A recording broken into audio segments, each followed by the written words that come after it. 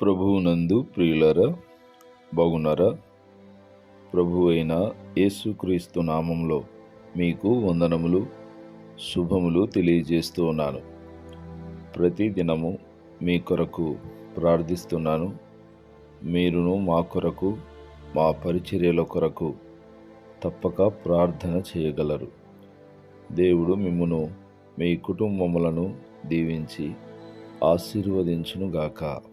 ప్రియ సోదరి సోదరులారా, ఈరోజు మన పాఠము కొరింథీయులకు రాసిన మొదటి పత్రిక 16వ అధ్యాయము 1వ వచనము నుండి 21వ వచనం వరకు గల ప్రాముఖ్యమైన సంగతులను గూర్చి విందాం. శ్రద్ధగా వినండి. ఈ అధ్యాయంలో పౌలు అనుదిన క్రైస్తవ జీవిత సంబంధ విషయాలను ప్రస్తావిస్తూ ఉన్నాడు. యెరూషలేము సంఘంలోని పేదలకు సహాయం చేయుటకు చందా పోగు చేయవలనని కొరింథీ విశ్వాసులకు సూచించాడు. పేదలకు సహాయపడాలన్నది పౌలుకు ఇష్టమైన విషయము.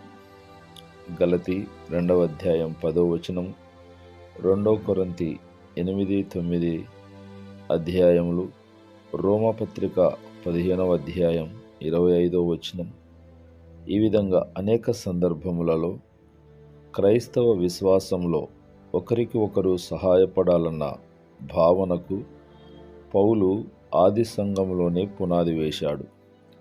పేదలకు సహాయము చేయుట ఒక ఆదర్శవంతమైన క్రైస్తవ విధిగా పౌలు నేర్పించాడు. తాము వర్ధిల్లిన కొలది కొంత సొమ్ము పేదల కొరకు నిలువ చేయవలనని, దానిని యెరూషలేము సంఘమునకు పంపించేదనని వివరించాడు.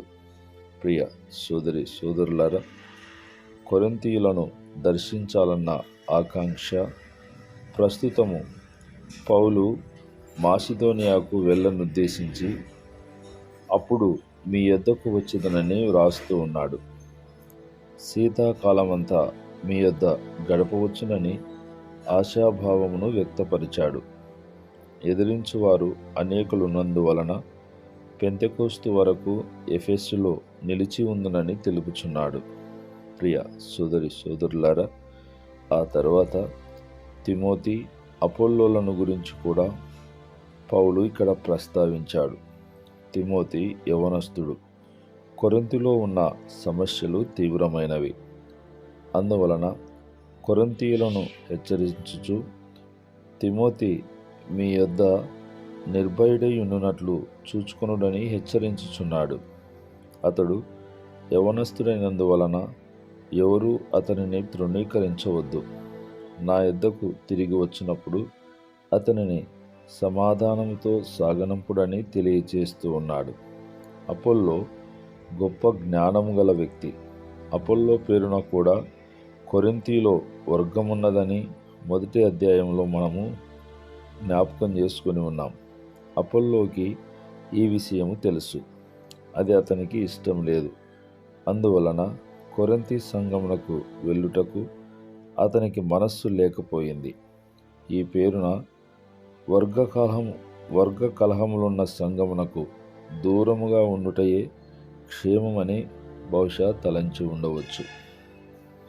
అయితే ప్రియులారా, ఈ కొరింథీయులకు రాసిన మొదటి పత్రిక 16వ అధ్యాయంలో ముగింపు మాటలు ఓ అద్భుతమైన మాటలుగా అపోస్తలుడైన పౌలు గారు మాట్లాడుతున్నారు.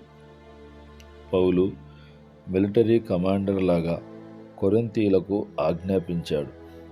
పౌలు ఉపయోగించు పదజాలము సైనిక భాషకు చెందినవి. మెలకువగా ఉండుడి, విశ్వాసమందు నిలకడగా ఉండుడి, పౌరుషము గలవారై ఉండుడి, బలవంతులై ఉండుడి, ప్రేమతో కార్యములు చేయుడి. వీటిలో మొదటి 4 సైనికులు అనుసరించవలసిన జాగ్రత్తలుగా బోధిస్తూ ఉన్నాడు. విశ్వాసులు కూడా క్రీస్తు సైనికులు గనక వారు తప్పక వీటిని ప్రేమతో పాటించవలసి ఉంది. ఎఫెస్సులో పౌలుతో పాటు స్టెఫెను, ఫార్మునాతు, అకయి అనువారు ఉన్నట్లు తెలుస్తూ ఉంది. వారు కొరింథీ సంఘమును గూర్చిన సరైన సమాచారమును పౌలుకు అందించి ఉండవచ్చు. స్టెఫెనును, అతని కుటుంబమును, అతని ఇంటిలో ఉన్న సంఘమును అభినందించుచున్నాడు. స్టెఫెను పౌలు ప్రశంసలకు పాత్రుడే. తన ఇంటిలోనే సంఘమును ఏర్పరిచి సేవలందించాడు. 19-20 వచనములలో చివరికి శుభములు తెలుపుతూ ఉన్నాడు. అకుల, ప్రిస్కిల్ల భార్యాభర్తలు ప్రభువు సేవలో కృషి చేసిన వారు, పౌలుకు తోడ్పడినవారు. వీరు కూడా తమ గృహమును క్రైస్తవ ఆరాధనకు నిలయంగా వినియోగించారు. పౌలు వారికి వందనములు తెలుపుతూ ఉన్నాడు. ప్రియ సోదరులారా, అంతేకాకుండా దేవుని యొక్క వాక్యములో అనేక సూచనలు సూచించుటలో వారిలో ఉన్న కలహభావమును విడిచిపెట్టుడని సూచించి ఉండవచ్చు.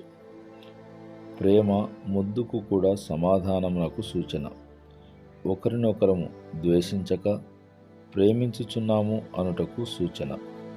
ప్రియ సోదరులారా, అలాగుననే సహోదరులందరూ మీకు వందనములు తెలుపుచున్నారు అని జ్ఞాపకం చేశాడు.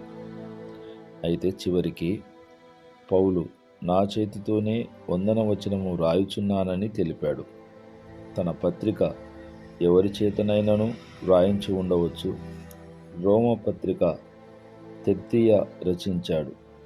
వందనవచనమును పౌలు రాసి ఉండవచ్చు. ఎవడైనను ప్రభువును ప్రేమింపకుంటే వాడు శపించబడునుగాక అని హెచ్చరించాడు. తరువాత అరమేయ భాషలో మరణాత అను మాట రాశాడు. దాని భావము ప్రభువు వచ్చుచున్నాడు కనుక జాగ్రత్త కలిగి ఉండుడని హెచ్చరిక చేశాడు. చివరిగా యేసుక్రీస్తు కృప మీకు తోడై ఉండుననియు, నా ప్రేమ ఎల్లప్పుడూ మీతో ఉండుననియు ఈ పత్రికను ముగించాడు. పత్రికలో కొరింథీయులకిచ్చిన కఠినమైన హెచ్చరికలు, ఆజ్ఞలు అన్నీయు వారిపైన తనకున్న ప్రేమతో అని జ్ఞాపకం చేశాడు. ప్రియ సోదరులారా, కొరింథీయులకు రాసిన మొదటి పత్రిక ముగించబడింది. మరికొన్ని సంగతులు రేపటి పాఠంలో మనము విందాం. రేపటి నుంచి కొరింథీయులకు రాసిన 2వ పత్రిక మీద ధ్యానాలను మనము వినబోతూ ఉన్నాం. ప్రతిరోజు తప్పక వినండి. దేవుని దీవెనలు తప్పక పొందగలరు. దేవుడు మిమ్మును, మీ కుటుంబములను దీవించి ఆశీర్వదించునుగాక. ప్రార్థన.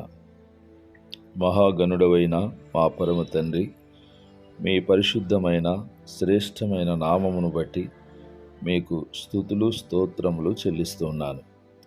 ప్రతిదినము శ్రద్ధ కలిగి ఈ మాటలు వింటున్న మా ప్రియ బిడ్డలను, వారి కుటుంబములను దీవించి ఆశీర్వదించమని ప్రార్థిస్తున్నాను.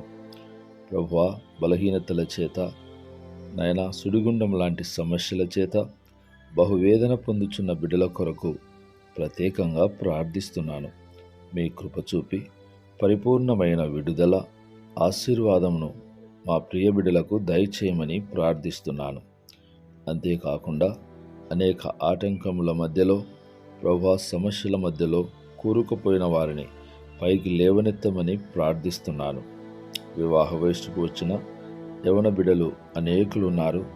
మీ కృప చూపి త్వరగా వారికి మంచి వివాహ సంబంధములు కుదురుటకు, వివాహ కార్యాలు జరుగుటకు కృప చూపమని మీ నామమునకు మహిమ, ఘనత, ప్రభావములు ఆరోపించుకొనమని, ఎదురాడు చీకటి శక్తులను, అంధకార క్రియలను మీ నామములో ప్రభువా నా తండ్రి బంధిస్తూ అద్భుతమైన విజయాలు మా ప్రియబిడలు పొందుకొనుటకు కృప చూపి సహాయము దయచేయమని, మీ నామమునకు మహిమ కలిగించుకునమని యేసు నామములో ప్రార్థించి అడిగి వేడుకొనుచున్నాము తండ్రి.